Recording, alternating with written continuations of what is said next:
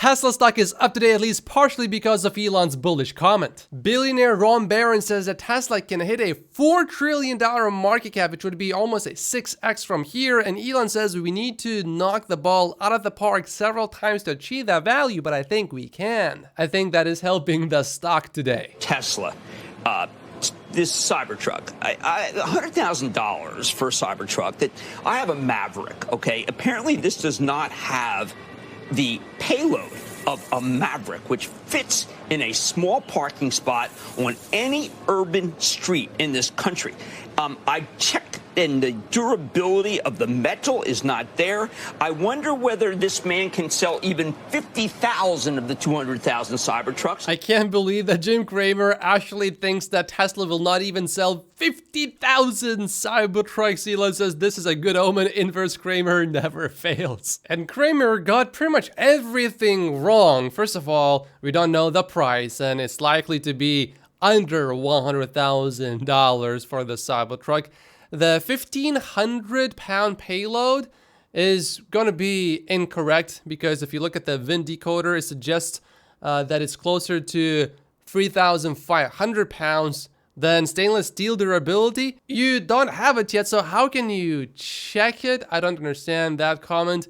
And of course, he says only 50,000 Cybertrucks, but we have well over 1 million reservations confirmed by Tesla officially. And unofficially, it's closer to 2 million supposedly. Farzad basically summarized what was said about Tesla's previous models. The Model Y is basically a bigger Model 3. No one's gonna want that. And now it is the world's best-selling vehicle. And the Model 3 was supposed to be a huge dud because no one wanted EVs, and now they are saying similar things about the Cybertruck. Similar meaning they are just saying, oh, it's gonna be just another failure. Elon Musk just made a big public announcement, and it's great news for us Tesla stock investors. Let me explain. Excited to announce that SpaceX and Starlink have achieved break-even cash flow. Excellent work by a great team. Starlink is also now a majority of all active satellites and will have launched a majority of all satellites cumulatively from Earth by next year. But when can the public investors get a chance to invest in SpaceX and Starlink? Maybe 2024?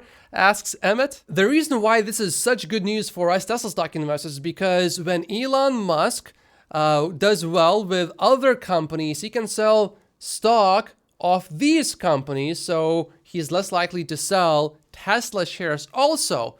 If other companies are doing great, then he can spend more time focusing on Tesla. Not to mention that maybe we can actually invest in SpaceX later. And Ron Barron thinks that there's more opportunity in SpaceX stock than Tesla stock. He says that we can make 30 to 50 times our money in SpaceX over the next 15 to 20 years. If SpaceX was a public company, I would be buying some stock right now. It also held SpaceX that the United States Space Force awarded it $1.23 billion in rocket contracts for 10 launches. And ARK Invest invested money in SpaceX in their venture fund yesterday. But I don't want to buy that fund with all of these other companies that are probably going to fail miserably.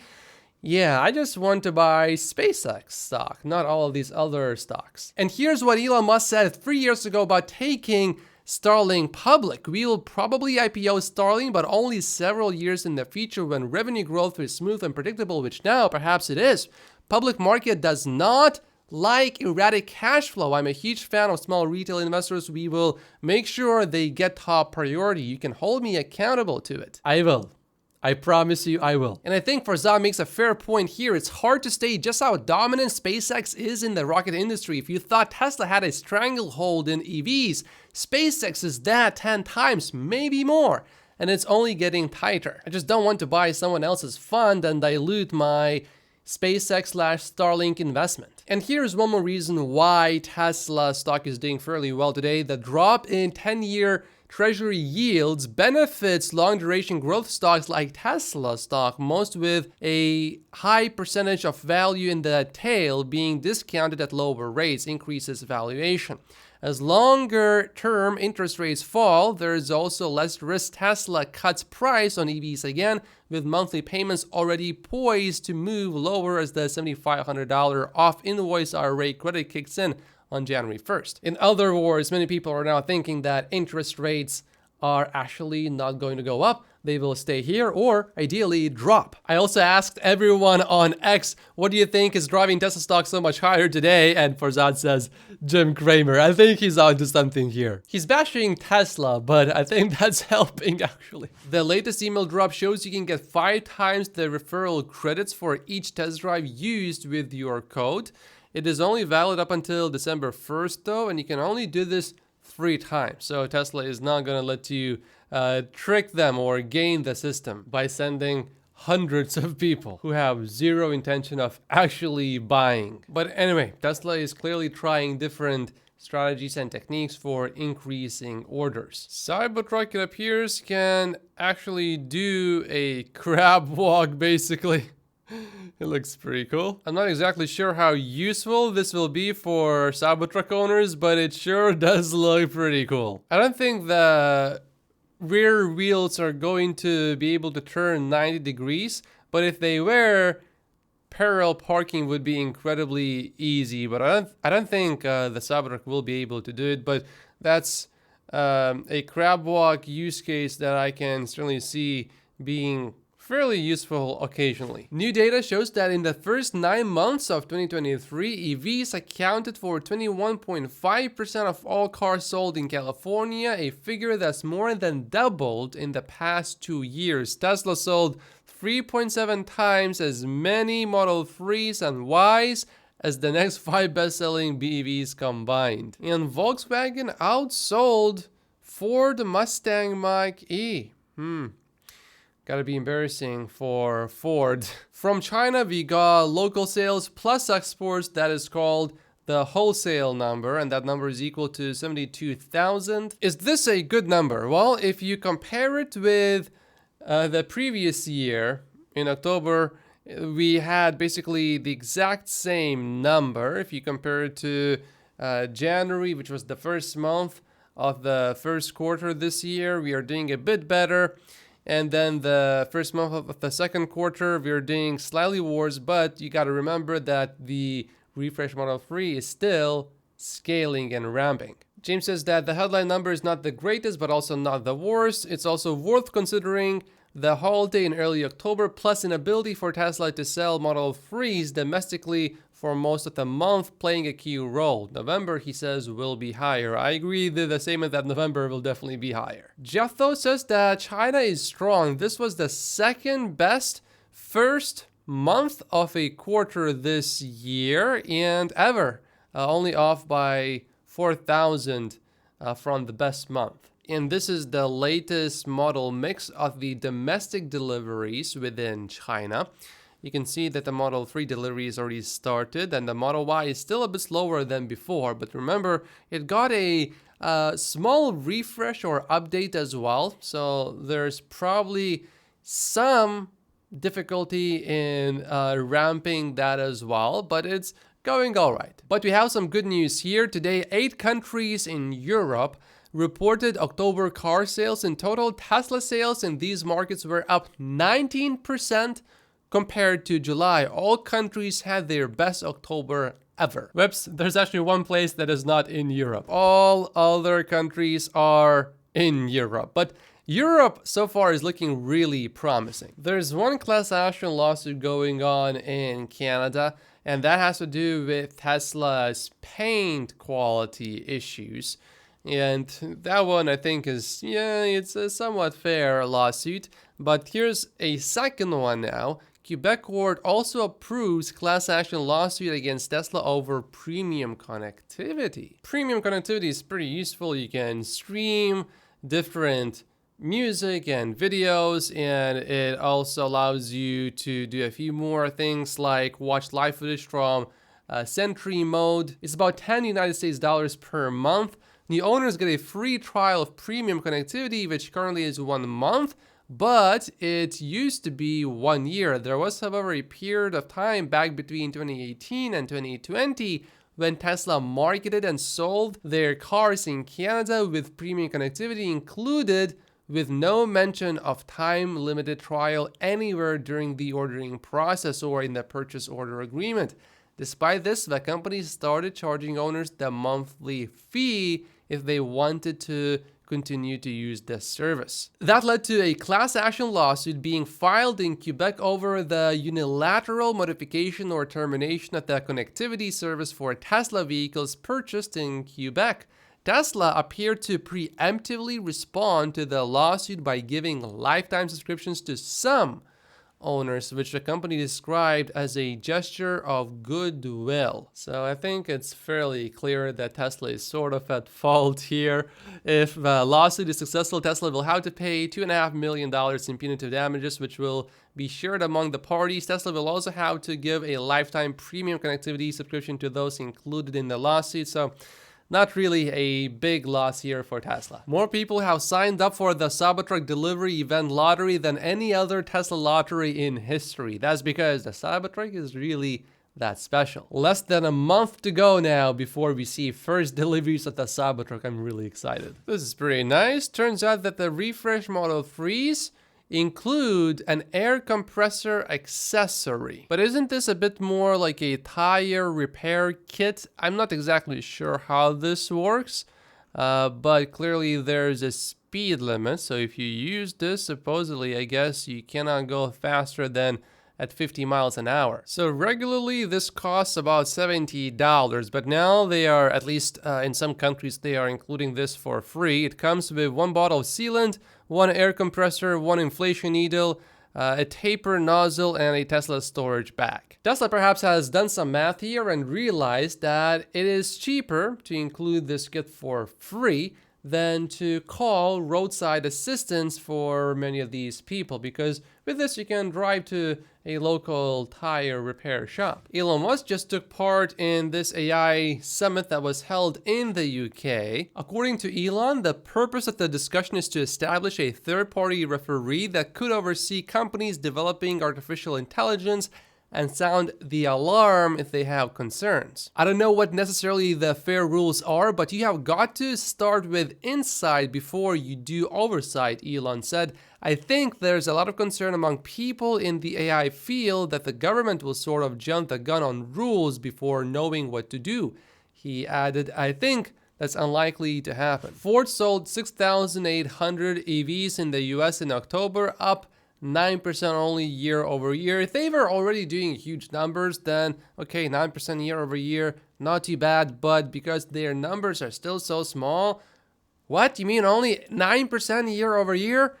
That's not really good. What's also a bit silly is that Ford is throwing money at Tesla Cybertruck Google searches. They are actually paying for this ad, and maybe that actually results in some sales for now before the Cybertruck is out. But once the Cybertruck is out, yeah, I don't think that's really going to work. Ford, however, is investing some money into its electrification. Ford is buying and burying Automotive Power, or AMP for short, to bolster its charging, battery management, and power conversion tech. In the meantime, Kia is doing somewhat better, at least year over year. They are up 30% when it comes to EV6 sales. They sold 1,500 in October, so not a huge number, but it's 30% up year over year. Alexander says this is important to understand to not fall for the current BS narrative here in Europe. This is about Volkswagen delaying their fourth EV battery plant over sluggish sales. But in reality, the sales are actually doing quite well compared to before. Electric vehicle sales are 55% higher than last year in the European Union. 50% higher is a lot. We also got Toyota's battery electric vehicle sales in China. And Alexander says, yikes! They actually grew over 1,000% year over year, but that's because they were delivering basically no vehicles before. Now they delivered 31,000. What's also really yikes is that Toyota cut its 2023 EV sales forecast by nearly 40%. And now NIO is rumored to cut back its workforce by 10 to 20%, which is denied by the CEO.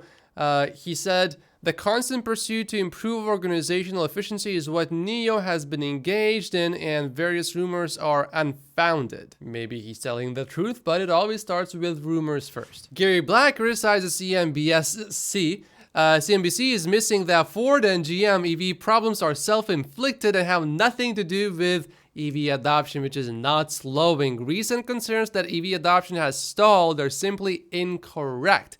And GM and Ford decisions to delay EV capacity expansion are due to their inability to manufacture EVs cheaply and internal mistakes in pricing EV versions of popular ICE vehicles such as the F-150 Lightning too aggressively, leading to surging inventories. For a moment, let's assume that EV adoption is actually slowing down. Okay, even if that's the case, it's gonna slow down for how long? 1 year? 2 years maybe?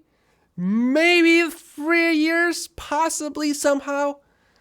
If that happens, it will still continue because in the long term, EVs are going to get cheaper. There are going to be more models that will fit every single segment that will actually be better value overall. So EV adoption cannot continue only if, only if, I don't think there are good reasons. Owning an EV is literally actually more convenient as long as you can charge at home. And with time, every apartment, every condo building eventually will have charging as well. Wherever you see lights, you can have charging. For now, EVs can be a bit expensive to repair. We have heard from Hertz directly that repairing Teslas can be a bit expensive, and from my personal experience, I know a few friends that had their Teslas repaired due to small collisions, and yeah, it takes a long time and it's a bit expensive, maybe more expensive than most cars, but that's because there aren't all that many Teslas on the road yet, and these are still relatively new vehicles compared to all other vehicles. So that problem with time will be solved. This economic force of vehicles becoming cheaper is unstoppable. So the EV transition is inevitable. Whether it happens, let's say in 2028, 2030, or 2033, in terms of us reaching a point where most vehicles, new vehicles that are sold are now EVs, it doesn't really make all that much of a difference, I think, in the end. Now, if EV adoption slows down temporarily for, let's say, 2 years, then yeah, we will see that in a stock price in the short term. But in the long term, I don't think it will matter much. It's a bit like saying the 2008 recession is going to slow down the smartphone adoption. It's going to slow down the internet. It's going to slow down companies like Google, Microsoft, Amazon. That did not turn out to be a good prediction to make. The larger forces are just too strong here. Tesla is experimenting with different cooling systems on the GigaPress to reduce cycle time. If you are into this kind of stuff, feel free to pause and read all of this. There are some pictures here as well and some more detailed updates here. A big shout out to Joe Tagmeyer for doing all of these drone shots. We are lucky to have Joe. He's the one that brought us that crab walk drone shot too, by the way. Tesla gets its gigapresses from a company located in Italy, but there's now this company in North America that is also making gigapresses. This chart is going around. This shows profit per vehicle sold. BYD is here at the bottom and Tesla is here at the top. But you also have to remember that BYD sells hybrids, so it's much easier to make profit from these vehicles. Tesla only sells BEVs, and Tesla still makes twice as much money for every single vehicle sold. Elon, I'm from Sky News. Do you think AI is a threat to humanity still? It's a risk. A little bit of fear is probably wise. I think you've got a double-edged sword, which where I think most likely, I should say that my personal opinion is that AI is sort of like at least 80% likely to be beneficial, and perhaps 20% dangerous. Although this is obviously speculative at this point. But I think if we hope for the best but prepare for the worst, that seems like the wise course of action. But I think the probability of extremely bad is low. I think the more we pay attention to it, the more we care about it, the more we minimize the probability of something going wrong. That Elon is working on AI safety, and this new video that's exclusively available on Patreon is about this concerning trend that some Tesla stock investors are worried about. I give you my take inside of this video. By joining my Patreon, you will get access to how much I think it is fair to pay per Tesla share each year between 2023 and 2033. If you sign up for the investor tier of support, you will also get my valuation model of Tesla stock with a 45-minute video walkthrough. And YouTube says you should watch this video next, but if you haven't finished watching that discussion about the future with Elon Musk, watch this one first. My name is Matt Posius. Make sure to like and subscribe if you haven't yet, and I will see you in the next video. Thank you so much for watching.